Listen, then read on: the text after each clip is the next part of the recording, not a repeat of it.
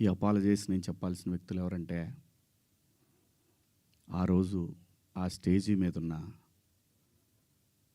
నా తోటి నటీనటులకు, ఆడబిడ్డలకు చెప్పాలి ఫస్ట్. ఆ పదాలు దొరలకూడదు. నా జీవితంలో ఎప్పుడు దొరలలా అలాగా. 30 సంవత్సరాలైంది ఇక్కడికి వచ్చి నేను. అన్ని సంవత్సరాలు పాలిటిక్స్లో ఉన్న ఏ రోజు కూడా ఒక చిన్న మాట జగన్ గారినైనా, లేదంటే ఏ మహిళనైనా, లేదంటే ఏ పార్టీనైనా నా హద్దు దాటి మాట్లాడలా. అలాంటిది మరి భగవంతుడు ఎందుకో అలా దొర్లిపోయింది. నాకు కాన్షియస్ ఎలా మిస్ అయింది అనేది చాలా బాధపడ్డాను. నాకు తెలుసు బయటికి రాగానే గెస్ట్తో అన్న, అబ్బాయి దొర్లేసాను అన్న. సో దానికి మీ అందరికీ సిన్సియర్ అపాలజీస్ చెప్తున్నాను, ఆ 2 పదాలకి, నా ఆడబిడ్డలకి.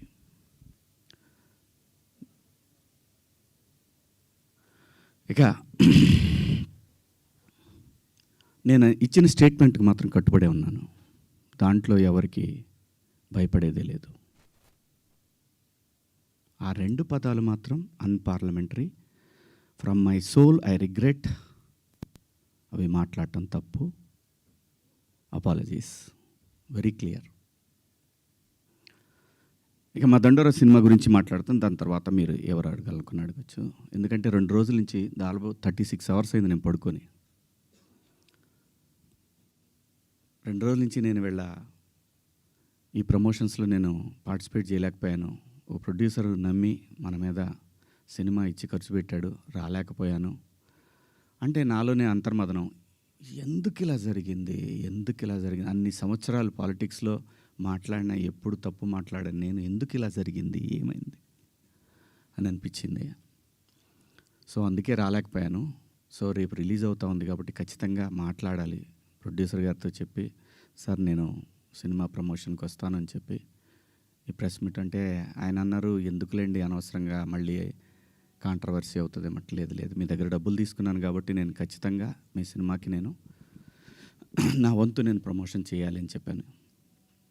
అలా రేపు 25వ తారీఖు క్రిస్మస్ నాడు రిలీజ్ అవుతుంది ప్రపంచవ్యాప్తంగా ఈ సినిమా. తప్పకుండా మీ దగ్గరలో ఉన్న థియేటర్లో మీకు వీలైతే చూడండి. ఒక మంచి సినిమా, సమాజాన్ని పట్టి పీడిస్తున్న కాస్ట్ సిస్టమ్ మీద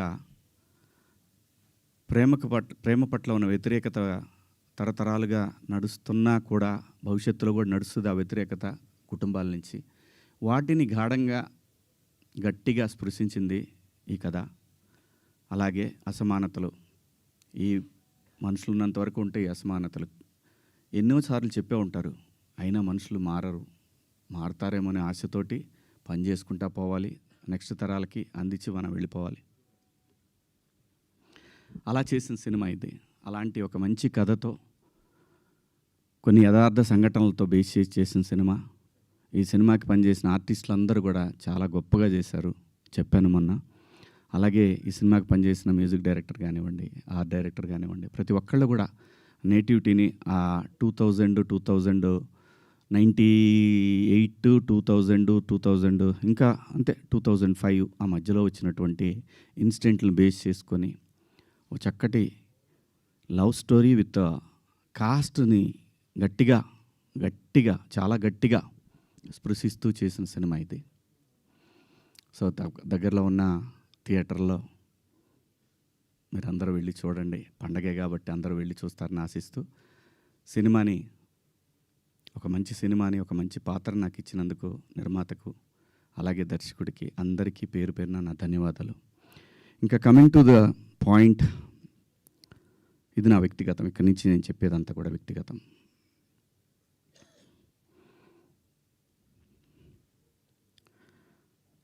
నాకన్నా ముందు చాలామంది గొప్ప గొప్ప జర్నలిస్టులు లైక్ గంగాధర్ శాస్త్రి గారు కానివ్వండి, తెలుగు జాతి మొత్తం వాళ్ళ మాటల్ని వింటూ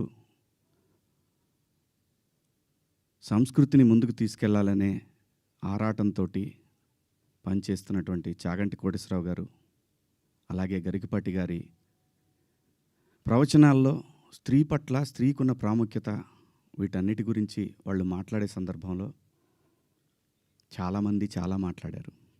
మరీ ముఖ్యంగా సినిమా ఇండస్ట్రీ గురించి కూడా అలాంటివి చెయ్యొద్దు మీరు. అలా చేయటం వల్ల, అలా ఉండటం వల్ల, అలాంటి కట్టుబొట్టు వల్ల బయట సినిమాలో ఎలాగైనా చేసుకోండి మీరు. దానికి సెన్సార్ ఉంటది కాబట్టి మీరు పరిధులు దాటలేరు.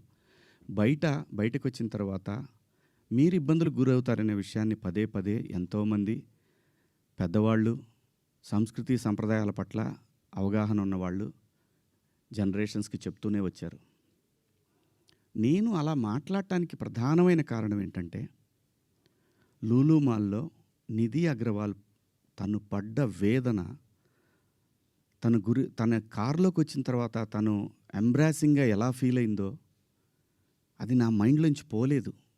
వారం రోజులవుతున్నా నా మైండ్‌లోంచి పోలా. ఆ తర్వాత ఇమ్మీడియేట్‌గా సమంత గారి మీద. తెలుగు సినిమాలో నేను ఈ ఇండస్ట్రీకి వచ్చిన తర్వాత 90% ఆర్టిస్టులు, ఫీమేల్ ఆర్టిస్టులు ఎప్పుడు కూడా లైక్ రమ్యకృష్ణ గారు కానివ్వండి, జయసుధ గారు కానివ్వండి, విజయశాంతి గారు, వీళ్ళు కట్టుకున్న శారీస్ మీద, వీళ్ళు వేసుకున్న డ్రెస్సుల మీద షాపుల్లో అమ్మేసేవాళ్ళు అనమాట. నేను ఎవరిని ఈ డ్రెస్సులు వేసుకోండి, ఆ డ్రెస్సులు వేసుకోండి, మీరు కప్పేసుకోండి అని నేను చెప్పలేదండి. నేనెవడిని చెప్పడానికి?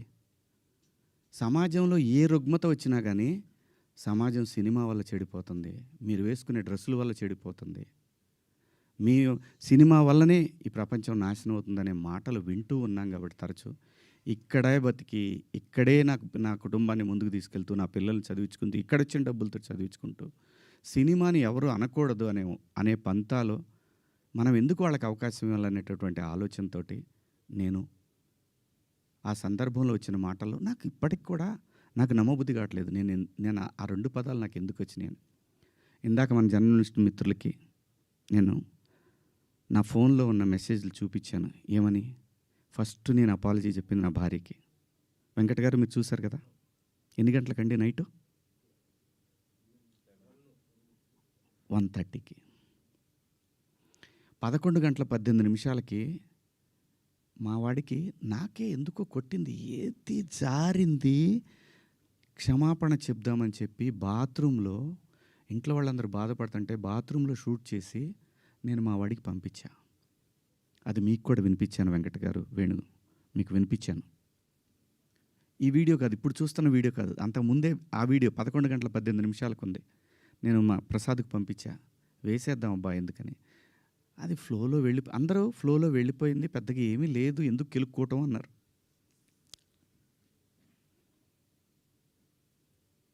సో కర్మ ఎలా కాలిందో తెలీదు. కర్మ ఎవరిని వదిలిపెట్టదు.